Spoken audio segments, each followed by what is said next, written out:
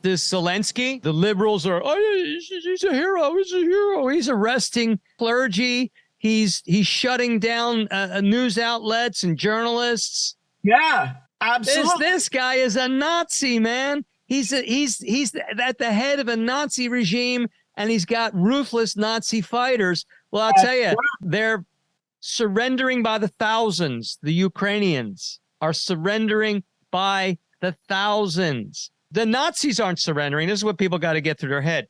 You have to kill the Nazis to stop them from fighting. But I'm talking about the recruits, just civilians that they force to fight. They don't want to be in this war. Well, you heard that now they're drafting women from 18 to 60 to serve in the Ukrainian military now. They're pure Satanists, man. Oh, they are. Well, I mean, look, the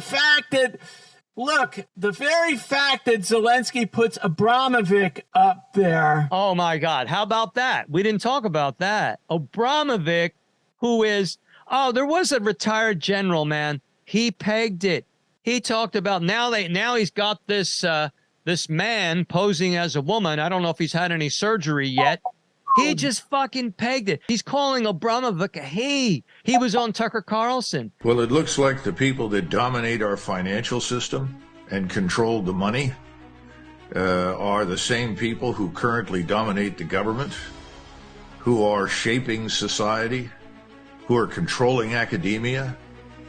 They've effectively taken over the airwaves. And so they can make something that's utterly ridiculous, like this war in Ukraine, and portray it as though it's some victory for them and for their ruling class, when in fact we know the Ukrainians have been slaughtered in this war. We've set them up for failure. We tried to build an army on the fly. We sent them into action, promising them virtually everything and anything, and they've reached the point now where they have nothing left to fight with. And so now we're handing them cruise missiles, and they're going to hurl those pointlessly at targets in Russia or wherever they can reach.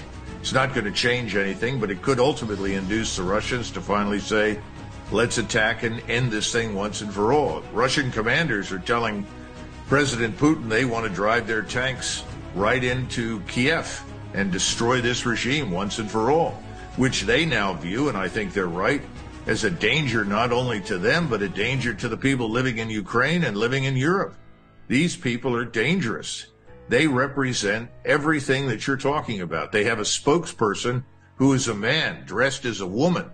Whether or not this person has been through some sort of transgender surgery, I have no idea. But this thing spouts utter nonsense and is held up as an example by Zelensky in the West as something we all ought to worship. This has got to stop. This doesn't make any sense.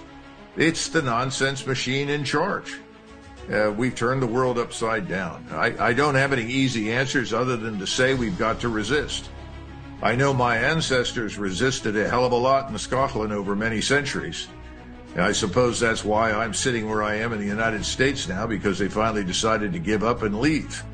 But I hope that the people in Great Britain will resist and stand up and essentially talk about the nonsense and stop it.